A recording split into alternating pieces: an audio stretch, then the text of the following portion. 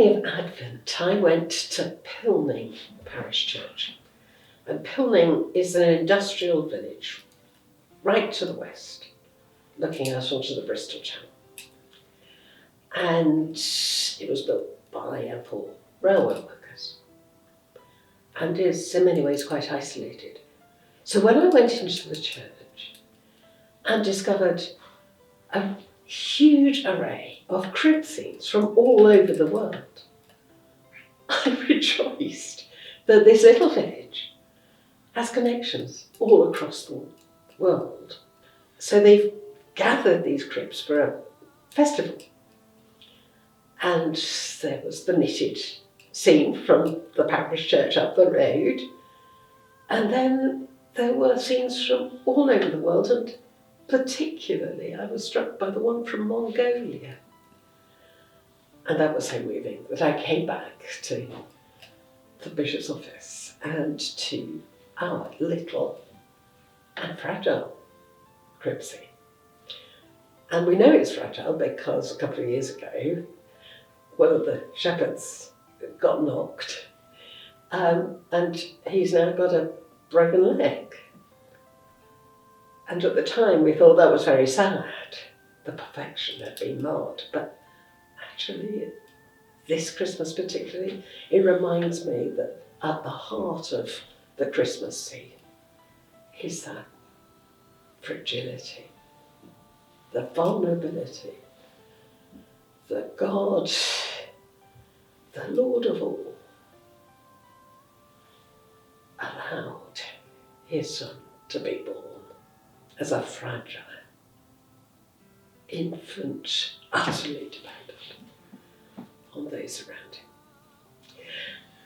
And that's particularly important to me this Christmas, because we've had a whole year talking about those who are vulnerable in our church, how we care for children and adults who are vulnerable, and ensuring that as far as possible they can be safe. And I'm so grateful for all those in the parishes who've worked so hard to change the way we work so that the vulnerable are in the centre of our thinking.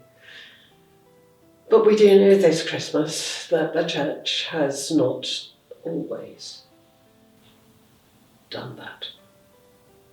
And I lament that it has not. And I am deeply sorrowful for the way in the past, and perhaps in some parts in the present, that still isn't our priority. Thank you. Yeah. I've been reflecting in a similar way about the vulnerability and the frailty of Christ, born as a baby, dependent and in poverty.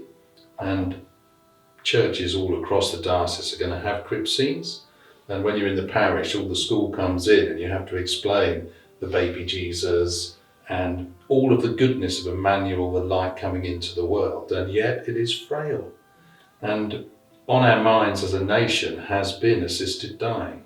And at the end of life, in particular, we're at our most vulnerable and our most frail. And that's when we're called to be present, to be loving, to care. And a strong example of Christ found in frailty for me is, when I would be visiting in hospices, which I did regularly, the first time I went in thinking, how can this be a place of light and hope? Going in and finding it absolutely is a place of light and hope amidst the frailty and the pain that is there.